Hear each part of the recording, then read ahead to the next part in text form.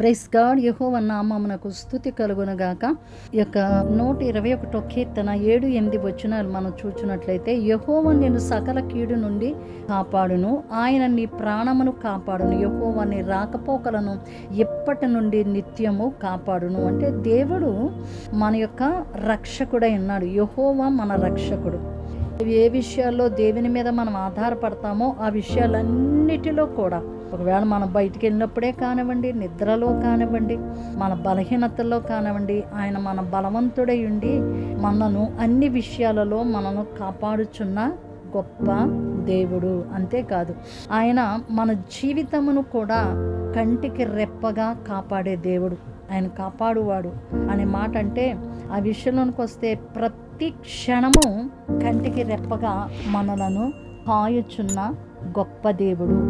ఏ అపాయము రాకుండా ఆయన తన రెక్కల క్రింద మనలను భద్రపరుస్తూ ఉన్నారు, కాపాడుతూ ఉన్నారు. మన ఆలోచనలు, మన భవిష్యత్ అంతటి విషయంలో కూడా ఆయన ఎంతో ప్రేమతో మనలను భద్రంగా ఆపదల నుండి మనల్ని కాపాడుతూ ఆయన యొక్క మార్గములో మనలను నడిపిస్తూ ఉన్నాడు. మన జీవితమును ఆయన కంటికి రెప్పగా కాయుచున్న గొప్ప దేవుడు. ఆయన యొక్క రక్షణ ఎలాంటిది అంటే శాశ్వతమైనది. ఆయన మనకిచ్చే నిత్యమైనది, తాత్కాలికమైనది మాత్రము కాదు. జీవితం అంతటా కూడా ఆయన మన ఆత్మను ఆయన కాపాడుతూ ఉన్నాడు. నిత్యము కాపాడుచున్న దేవుడు. ఆయన మీద మనం నమ్మకం ఉంచినప్పుడు మనము సర్వోన్నతుని నీడలో నిత్యము భద్రముగా కాపాడబడుతూ ఉంటాం. ఆయన మన ప్రాణాన్ని కాపాడుతూ ఉన్నాడు. మన రాకపోకల యందు యెహోవా మనలను కాపాడుతూ ఉన్నాడు. ఈ దినాల్లో ప్రయాణం చేసి బయటికి వెళ్ళాము అంటే ఇంటికి తిరిగి వచ్చేటంత వరకు కూడా ఎలా వస్తామో ఏంటో, ఏ విధమైన ప్రమాదాలు పొంచి ఉన్నాయో మనకు అర్థం కాని పరిస్థితులు. కానీ అలాంటి ఆ పరిస్థితులన్నిటిలో కూడా మన ప్రయాణాల్లో ఆయన మనల్ని కాపాడుతూ ఉన్నాడు.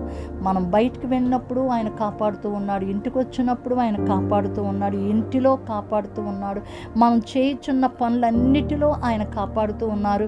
మనం నిద్రపోతూ ఉన్నప్పుడు మనం ఆదమరిచి నిద్రపోతూ ఉంటాం. అలాంటి టైంలో కూడా ఆయన మనలను కాపాడుతూనే ఉన్నారు.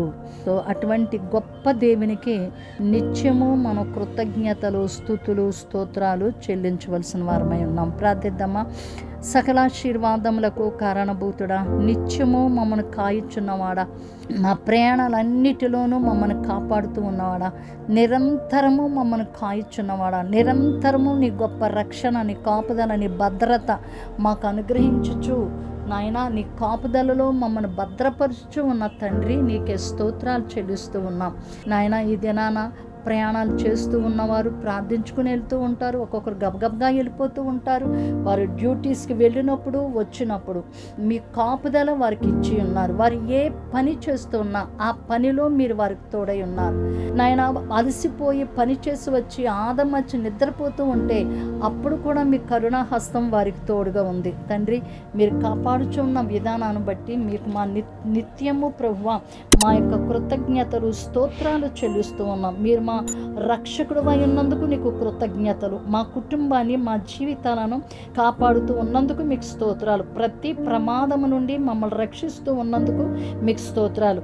మీ సమాధానమును దేవా మా హృదయములలో నింపుచు ఉన్నందుకు నీకు స్తోత్రాలు.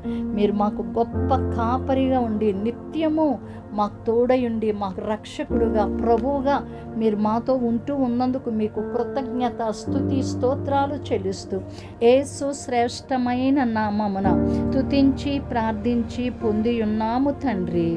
ఆమేన్, ఆమేన్. దేవుని యొక్క కృప, కాపుదల నిత్యము మీకు తోడై ఉండును గాక.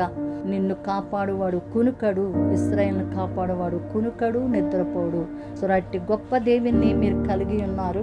మీరు ఆశీర్వదించబడుతూ ఉన్నారు. ఇతరులకు కూడా మీరు ఆశీర్వాదకరంగా ఉండండి.